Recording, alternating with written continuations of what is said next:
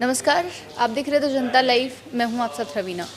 पिछले 3-4 दिन से ही हरियाणा के नूंह में जो मामले हुए हैं, जो वारदात वहां से सामने आई है, वो चर्चा में है और देश भर के लोग इस पर चर्चाएं कर रहे हैं कि किस तरीके से दो समुदाय के बीच वहां पर ऐसी चीज़ हो सकती है। जबकि बताया जाता है कि हरियाणा में आज़ादी के बाद से धार्मिक चीज़ों पर लेकर लड़ाई कभी नहीं हुई है, कभी ऐसे वो भी समुदायों के बीच लड़ाई देखने को वहाँ नहीं मिली है। लेकिन यही कयास लगाए जा रहे हैं कि 2024 के लोकसभा इलेक्शन और 2024 में ही हरियाणा में जो स्टेट इलेक्शन होने हैं, उनसे पहले वहाँ ऐसा माहौल बनाने की कोशिश की जा रही है जिस तरीके से वहाँ के लोगों को भी बांट दिया जाए। इन सारे मुद्दों और खासकर मणिपुर की चर्चा करते हुए भी आज वेलफेयर पार्टी ने प्रेस क्लब में एक प्रेस कॉन्फ्रेंस रखी है और इन सारे मुद्दों पर चर्चा की है। कल से ही जो अपडेट्स उस मामले में सामने आए हैं उस पर बातचीत करवाते हैं। हमारे साथ आरिफ अखलाक जी मौजूद हैं, जो कि वेलफेयर पार्टी के दिल्ली जनरल सेक्रेटरी हैं। सर, सबसे पहला सवाल तो आज की जो आप लोगों ने प्रेस कॉन्फ्रेंस रखी है, मणिपुर का मुद्दा भी और नूंह का मुद्दा भी आप लोगों ने चर्चित किया है।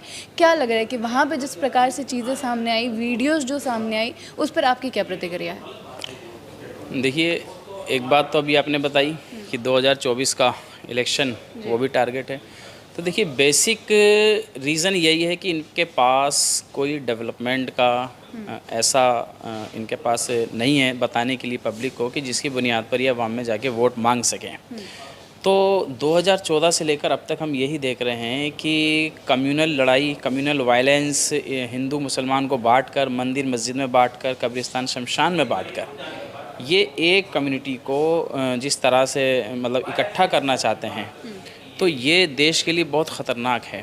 हमने देखा दिल्ली दंगा भी 3-3.5 साल पहले, तो यहाँ भी किस तरह से मतलब मस्जिदों को जलाया गया, कारोबार, कई लोग यहाँ शहीद कर दिए गए। अभी मणिपुर का 3 महीने के करीब हो गए हैं, 200 से ज़्यादा, 200 के करीब लोग वहाँ मारे जा चुके हैं और सैकड़ों चर्च जला दिए गए। तो ये समझ में नहीं आ रहा है कि हुकूमत क्यों नहीं इसको कंट्रोल कर रही है। 1 घंटे से ज़्यादा कोई दंगा नहीं चल सकता है। तो कहीं हिंदू मुसलमान के नाम पर हो रहा है। मणिपुर के अंदर मैती समुदाय और कुकी समुदाय, 2 समुदायों को आपस में लड़वा दिया गया और दोनों को हुकूमत के लोग प्रवोक कर रहे हैं। तो ये बहुत ख़तरनाक इस मुल्क के लिए, जिस तरह के नारे दिए जाते हैं, बेटी बचाओ बेटी पढ़ाओ, शाइनिंग इंडिया, और बहुत हुआ महिलाओं पर अत्याचार अब की बार 2014 में, तो ये लगातार हम लोग 10 सालों से सुन रहे हैं। तो कब आखिर इस मुल्क को शांति नसीब होगी?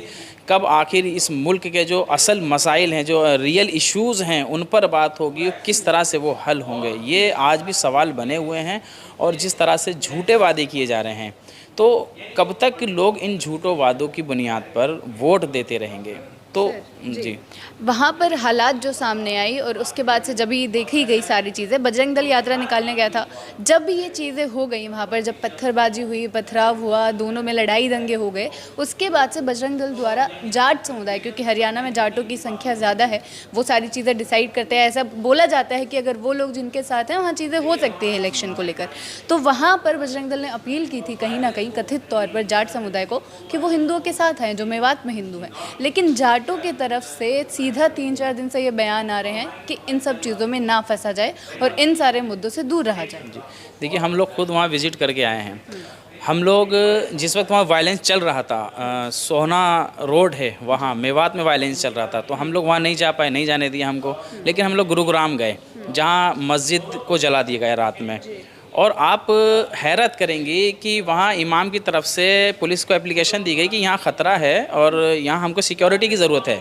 तो पुलिस ने सिक्योरिटी दी, बाकायदा पुलिस मौजूद थी। तो पुलिस की मौजूदगी में एक मॉब आता है, मस्जिद को आग के हवाले कर देता है। 3 लोगों पर अटैक होते हैं चाकू से और उनके ऊपर फायरिंग की जाती है, जिसमें मस्जिद के जो इमाम, मोहम्मद शाद नाम है जिनका, उनका इंतकाल हो जाता है।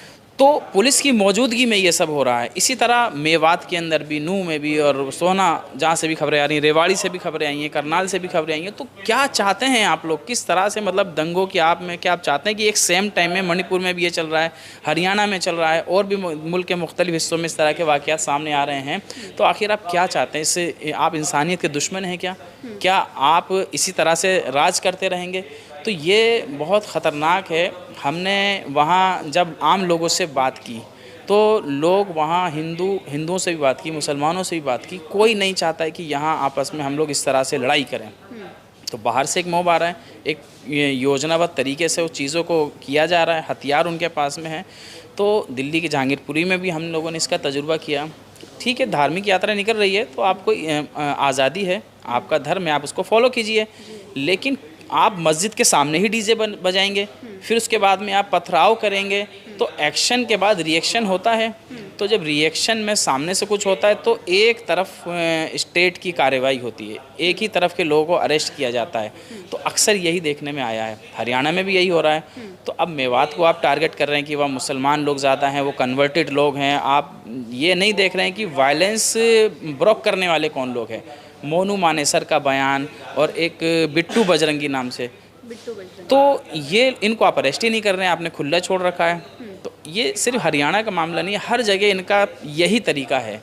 तो ये चाहते हैं कि जो सेकुलर पार्टियों में जो वोट है, हिंदू वोट है, वो कांग्रेस से निकल के, दूसरी पार्टी से निकल के बीजेपी में आए और धर्म की रक्षा के नाम पर हमको वोट दिया जाए, मुसलमानों से नफरत की बुनियाद पर हमको वोट दिया जाए। तो आज इस पर बात ही नहीं हो रही है कि टमाटर किस भाव बिक रहा है, सिलेंडर के क्या रेट आ रहा है, पेट्रोल के क्या रेट चल रहे हैं, इस पर कोई बात ही नहीं हो रही है।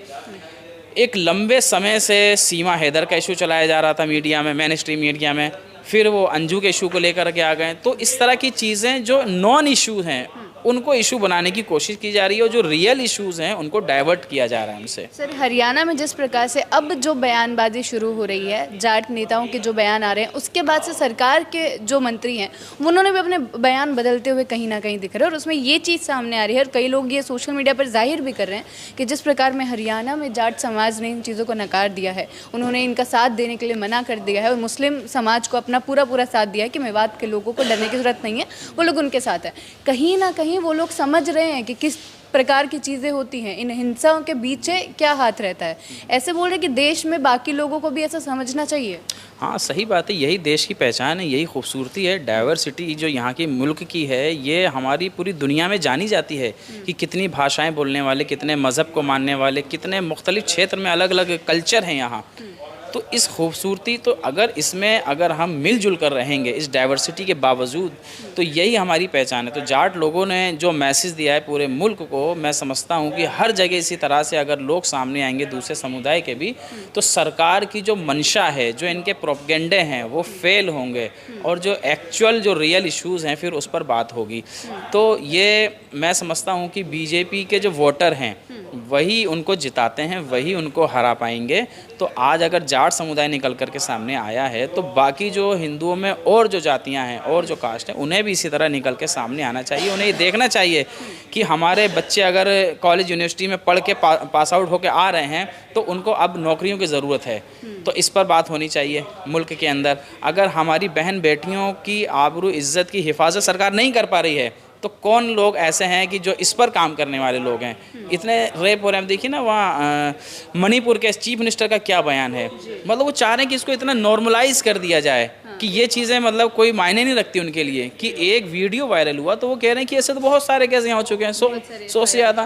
तो मतलब आप चाह रहे हैं कि मतलब इस पर कोई एक्शन ना लिया जाए, इसको लोग बहुत हल्के में लें। एक आखिरी सवाल से ख़त्म करूंगी सर, उस तरह से एक बयान आया है, जाट नेता जो है उन्होंने एक बयान दिया है कि जब किसान आंदोलन हो रहा था या पहलवान आंदोलन हो रहा था, उस समय पे यही हिंदू संगठन थे, वही लोग थे जो इन लोगों को आतंकवादी या खालिस्तानी बताने की बात कर रहे थे, और इसी को मद्देनजर रखते हुए उन्होंने बोला कि हम इन सब चीज़ों में नहीं फंसने वाले हैं। नहीं, देखिए अब धीरे धीरे अगर समझ आ जाए सबको, जब छात्र लोग नौकरियों के लिए सड़कों पर निकलते हैं तो उनके खिलाफ लाठीचार्ज होता है, उनके ऊपर होता है। तो जाटों के साथ में जो चीज़ें हुई, उन्होंने देख लिया कि इनको सिर्फ वोट चाहिए, उसके अलावा हमारे जो इश्यूज़ हैं उन पर काम करने वाली नहीं है सरकार। तो ये चीज़ें अगर उनको अब समझ में आ रही हैं, और जो पहलवान लोग जो सड़कों पे बैठे रहे, जंतर मंतर पे बैठे रहे, तो उनको भी अंदाज़ा हो गया कि वो भी बीजेपी के साथ थे वो लोग। लेकिन अब उनको भी अंदाज़ा हो गया, आज वो सरकार के खिलाफ सड़कों पर हैं। हमने देखा ब्रजभूषण को आसानी से ज़मानत मिल जाती है। तो ये चीज़ें कि जो कल्प्रिट्स हैं, जो रियल कल्प्रिट्स हैं, जो क्रिमिनल्स हैं, उनको सरकार ने पूरी आज़ादी दे दी। आप कुछ भी करते रहो, उनके कानों पे जूं तक नहीं रेंग रही है। मोदी जी ने चुप्पी साध रखी है, वो कोई स्टेटमेंट भी देने वाले नहीं हैं। आप अंदाज़ा लगाइए ना कि 3 महीने हो गए, क्या मोदी जी को नहीं पता कि वहाँ क्या चल रहा है? लेकिन क्यों नहीं है? आपका ये कंसर्न नहीं है क्या? आप देश के प्राइम मिनिस्टर हैं, देश के रहने वाले जो नागरिक हैं, उनकी सुरक्षा की जिम्मेदारी आपकी नहीं है क्या? तो ये एक बड़ा सवाल है, इस पर गौर करना चाहिए सरकार को भी, और हम यही उम्मीद करते हैं कि आगे इस तरह की घटनाएं ना हो, तो इसके लिए सरकार कुछ कड़े से कड़े कदम उठाए और जो रियल कल्प्रिट्स हैं उनको जेल में डालें। जी, बहुत बहुत शुक्रिया आपका। तो 2 दिन से लगातार ये जो बयान है, जिस तरीके के सोशल मीडिया पर चल रहे, ये ट्रेंड कर रहे हैं कि किस प्रकार से बजरंग दल अपील कर रहा है जाट समुदाय को कि वो हिंदुओं के साथ आएँ और मेवात में जो हिंदू लोग हैं उनका समर्थन करें। यानी सीधा सीधा साफ संकेत है कि वो लोग भी इसी प्रकार का कुछ करें जिस प्रकार से दिल्ली में यात्राएं निकाली गई। लेकिन जाट समाज की तरफ से साफ तरीके से ये बोल दिया गया है, कई इंटरव्यूज़ के माध्यम से भी और कई ट्वीट्स के माध्यम से भी, कि वो लोग सेक्युलर हैं और वो लोग इस प्रकार की हिंसा कभी भी अपने राज्य में नहीं चाहते हैं और मेवात के जो लोग हैं, जो मुस्लिम लोग हैं, वो लोग उनके साथ हैं। इसी प्रकार जनता के मुद्दे अब तक पहुंचाते रहेंगे। बने रहे हमारे साथ। शुक्रिया।